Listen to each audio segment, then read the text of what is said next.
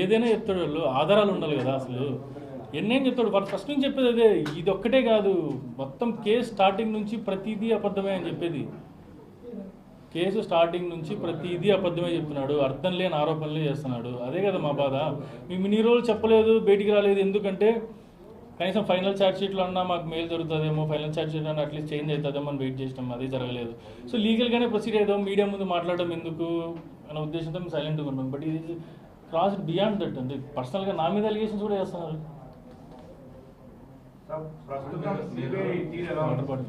ఇప్పుడు మీరు జైల్లోకి వెళ్ళి డాక్టర్గా వైద్య చికిత్స చేస్తే కడపలో పేరు మోసిన ప్రముఖ డాక్టర్లు ఉన్నారు. అవును, మీరు లాస్ట్ ఇయర్ ఇక్కడ స్టార్ట్ 2 years అయింది చేశారు. అక్కడికి వెళ్ళడానికి ఏం నిబంధనలు ఎట్లా ఉన్నాయి? నిబంధనలు ఏం లేదండి. అంటే మీరు అప్లికేషన్ పెట్టుకుంటారా?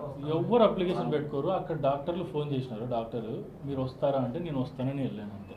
అగైన్ మనం అప్లికేషన్ పెట్టుకోవాల్సిన అవసరం ఏముంది? ఎవరైనా మెడికల్ క్యాంప్కి నేనే వస్తా అని చెప్పరు కదా, వాళ్ళు పిలుస్తుంది. ఒకటి మెయిన్ రీజన్ మెడికల్ క్యాంప్ పిలవడానికంటే అక్కడ లోకల్ డాక్టరు చాలామందికి పేషెంట్స్ ఇన్సైడ్ జైలార్ లివర్ ప్రాబ్లమ్స్తో ఉన్నోళ్ళు, హెపటైటిస్ బీతో ఉన్నోళ్ళు, ఏమంటే గ్యాస్ట్రాంటాలజిస్ట్ కావాలి, పల్మనాలజిస్ట్ కావాలి, కార్డియాలజిస్ట్ కావాలని వాళ్ళని పిలిచారు. గ్యాస్ట్రాంటాలజిస్ట్ నన్ను ఎందుకు పిలుస్తారని డౌట్ వస్తుంది. ఎందుకంటే మా నాన్న సంవత్సరం లోపలే ఉన్నారు, సూపరింటెండెంట్ అందరికీ తెలుసు, వాళ్ళ కొడుకు గ్యాస్ట్రాంటాలజిస్ట్ అని పిలిచినారు. సరే మేడం వస్తాను. ఇది 3 నెలల ముందు జరిగిన ఇష్యూ. అది 3 నెలల ముందు వాళ్ళు పిలిచినారు. నేను ఆ డేట్లో లేదా ఆ డేట్లో దస్తీలో ఉన్న లోపల అసలు దీనికి సంబంధం ఏందండి, దాని చుట్టూ స్టోరీ.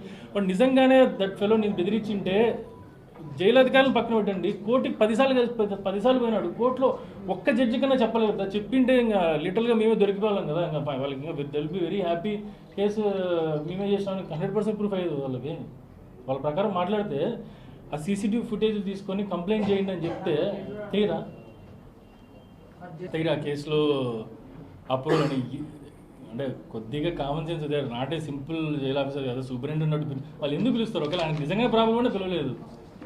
నేను ఒక్కడనే కాదండి, నాతో పాటు చాలామంది డాక్టర్లు ఉన్నారు, 10 మంది జైలు ఆఫీసర్స్ ఉన్నారు. వాళ్ళందరినీ కాదని నేను పోవడానికి అంటే జైలు ఆఫీసర్లు అంతా చేతగానే వాళ్ళ లేదా ఏంది అసలు? ఇది ఎంత ఘోరంగా అలిగేషన్స్. నేను అసలు మాట్లాడాల్సిన అవసరమే లేదండి. ఎందుకంటే దస్తగిరి ఈ ఒక్క విషయంలోనే ఎంత అబద్ధాలు చెప్తున్నాడు. దస్తగిరికి సునీతకి రిలేషన్ ఏంది, ఈయన చెప్పిన వెంటనే ఆమెకి అఫిడవిట్ వేయడం ఏంది అంటే క్లియర్గా అర్థం చేసుకోవచ్చు. దట్ ఫెలో ఎడ్యుకేటెడ్ కాదు, వాడికి కంప్లైంట్ చేయాలన్న ఆలోచన లేదు. సునీత చెప్పింటేనే చేసినాడు 100% అది. I want to say that. ఇంకోటి ఏంటంటే మేము లీగల్గా కూడా ప్రొసీడ్ అవుతున్నాం, డిఫెమికేషన్ కేసు చేస్తున్నాము దస్తగిరి మీద. ఎవరైతే మా మీద అలిగేషన్ చేసినారో ఖచ్చితంగా చేస్తాం.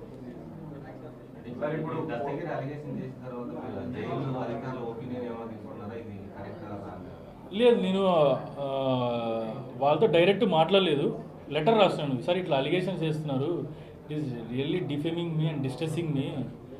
ఇంత ఘోరంగా అలిగేషన్స్ చేస్తుంటే అట్లీస్ట్ మీరు అధికారంగా మీరు స్పందించాలి అని లెటర్ రాసినాను. ఆ లెటర్ నాకు తెలిసి పోస్ట్ నిన్ననే చేసినాను. వాళ్ళకి రీచ్ అయిందో లేదో తెలియదు. రీచ్ అయితే వాళ్ళు రిప్లై రాస్తారు, రిప్లై అయిన వెంటనే మీ అందరికీ ఆ లెటర్ అందజేస్తాను ఖచ్చితంగా. అంటే ఇది ఎట్లుందంటే మాట్లాడడానికి నాకే చిరాగ్గా ఉందండి, నిజంగా చెప్పాలంటే చాలా చిరాగ్గా ఉంది. అసలు ఇంత ఏదో చిల్లర అలిగేషన్స్ అన్నిటికీ రెస్పాండ్ అవ్వాలనే ఉద్దేశంతో ఉన్నాను. బట్ నిన్న హైకోర్టులో అప్లికేషన్ వేయడము, నర్రెడ్డి సునీత వచ్చి ఢిల్లీలో దీని గురించి ప్రస్తావించడం కానీ తప్పక మాట్లాడాల్సి వచ్చింది. వాళ్ళని ఐల్సి they would have given reply to paper. Media ముందు మాట్లాడాల్సిన అవసరం వాళ్ళకి లేదు. ఆలోచిస్తే ఎందుకుందండి, వాళ్ళు అలిగేషన్స్ బేస్లెస్ అని వాళ్ళకి తెలుసు.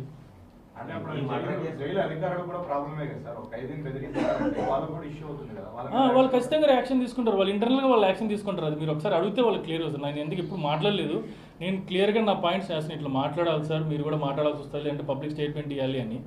బట్ అది వాళ్ళు రెస్పాన్స్ అయితే వస్తుంది 2-3 రోజుల్లో. మీరు వాళ్ళని అడిగితే వాళ్ళు క్లియర్గా చెప్తారు వాళ్ళు ఖచ్చితంగా.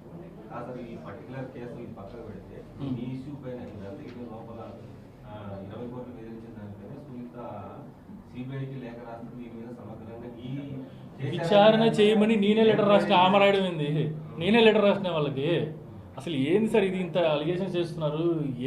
అసలు లేఖ రావడానికి ముందు ఆమె ఏమన్నా జైలు అధికారులని సంప్రదించిందా, నిజంగానే జరిగిందా లేదా అని ఒక అప్రూవల్ నమ్ముతారా, లేదంటే జైలు అధికారులను నమ్ముతారా, లేదంటే ఒక డాక్టర్లు నమ్ముతారా? నాతో పాటు వచ్చిన డాక్టర్లకు అడగాల, ఎవరిని అడగకుండా దస్తగిరి ఏం చెప్తే దాని మీద సిబిఐకి లెటర్ రాయడము, ఏం రాయడము. ఆయన బెయిన్లో తిరుగుతానే వాళ్ళ నాన్న నరికినాను, చంపినాను, తన్నాను అన్నా కూడా ఆమెకి ఏం ఇబ్బంది లేదు. బెయిల్ తిరుగుతుంటే బెయిల్ క్యాన్సిలేషన్కి లేదు, క్యాన్సిలేషన్కి అప్రూవల్ క్యాన్సిలేషన్ మేము వేస్తే మా మీదే రివర్స్ కౌంటర్లు వేస్తుంది. దీన్ని బట్టి అర్థమవుతుంది అంటే కేసుకి ఎంత వన్ సైడెడ్గా. దస్తగిరిని అరెస్ట్ చేయనప్పుడు షీ వోంట్ టాక్, ఏం మాట్లాడదు. దస్తగిరి అప్రూవల్గా మాట్లాడినప్పుడు కేసు తప్పుదావ పడుతుంది, ఇట్లా చేయడం అప్రూవల్ పద్ధతి తప్పు అనేది మాట్లాడదు. నాన్న అప్లికేషన్ బెయిల్ అప్లికేషన్ వేస్తానే రచ్చ చేస్తుంది, మీడియా ముందు మాట్లాడుతుంది, తప్పు జరుగుతుంది, ఏందో మాట్లాడుతుంది. కానీ నిన్న ఒకటి చాలా ఘోరంగా మాట్లాడిన విషయం ఏంటంటే, నిన్న మీడియా ముందు ఇన్వెస్టిగేషన్ అయిపోయి 7 నెలలు 8 నెలలు అయింది, ఇప్పుడు వచ్చి ఇన్వెస్టిగేషన్ ఇంకా కంటిన్యూ చేయాలంటే అది ఇన్వెస్టిగేషన్ కంటిన్యూ చేయాలా లేదా అని డిసైడ్ అవ్వాల్సింది సిబిఐ వాళ్ళు కదా. ఈమె కూడా is one of the suspect. ఆమె వచ్చి ప్రతిసారి సిబిఐ వాళ్ళని కలిసడము, ప్రతిసారి సిబిఐలు ఇన్ఫ్లుయెన్స్ చేయడం, ఒక డైరెక్షన్లో పోతుంటే ఏమందు, ఆ డైరెక్షన్ చేంజ్ అయ్యి వేరే వాళ్ళ దగ్గర పోతుంటే she will go influence, media ద్వారా ఇన్ఫ్లుయెన్స్, పర్సనల్గా పోయి ఇన్ఫ్లుయెన్స్, ఈ కేసు ఇట్లా కాదు ఇట్లా ఇట్లా అని ఫస్ట్ నుంచి కేసు తప్పుదావ పట్టించడం తప్ప వేరే ఆలోచన లేదండి ఆమెకు. సార్ ఛార్జ్ షీట్లు చేసినప్పుడు కానీ బెయిల్ పిటిషన్లు వాదనకు వచ్చినప్పుడు కానీ సిబిఐ తీరు ఎలా ఉంది ప్రస్తుతం? సిబిఐ ఇన్వెస్టిగేషన్ అయిపోయిందండి. CBI investigation has complete 7 months back. ఇన్వెస్టిగేషన్లో దే హావ్ కంక్లూడెడ్. అసలు ఏమి ఫైనల్ ఛార్జ్ షీట్ కలిసి అందరూ చూసింటారు. ఇప్పుడు కొత్తగా ఈమె వచ్చి మీడియా ముందు మాట్లాడి ఇన్వెస్టిగేషన్ కంటిన్యూ చేయాల్సింది దీని మీద కదా. డాక్యుమెంట్స్ ఎందుకు సబ్మిట్ చేయలేదు, డాక్యుమెంట్స్ ఏం డాక్యుమెంట్స్ తీసుకున్నారు దాని మీద ఇన్వెస్టిగేషన్ చేయమని అడగదు. రాజశేఖర రెడ్డి నరెడ్డి శివప్రకాష్ రెడ్డి ఎందుకు ఫోన్ చేసినాడు దాని మీద అడగదు. దస్తగిరిని ఎందుకు లోపల పెట్టలేదు దాని మీద అడగదు. మన అప్రూవల్ తీసుకోవడం ఎంత ఘోరం దాని మీద అడగదు. దస్తగిరి స్టేట్మెంట్ ఇచ్చినాక 4 నెలల వరకు ఎందుకు అరెస్ట్ చేయిందో అది అడగదు. ఎంత వాళ్ళ నాన్న మీద నిజంగానే ప్రేమ ఉంటే 2 సంవత్సరాలుగా ఆయనని పక్కన పెట్టి ఫోన్ మాట్లాడరు. ఆయన చనిపోవడానికి 2 సంవత్సరాల ముందు వరకు ఆయనకు రూపాయి చిల్లిగా డబ్బులు లేకుండా జీతాలు కూడా వాళ్ళ ఫ్యామిలీ అక్కడి నుంచి పే చేయడము, ఆయన చిన్న చిన్న డబ్బుల కోసం కూడా అప్పులు చేసిన పరిస్థితి ఉందండి పులిందల్లో. ఎవరికైనా తెలుసు.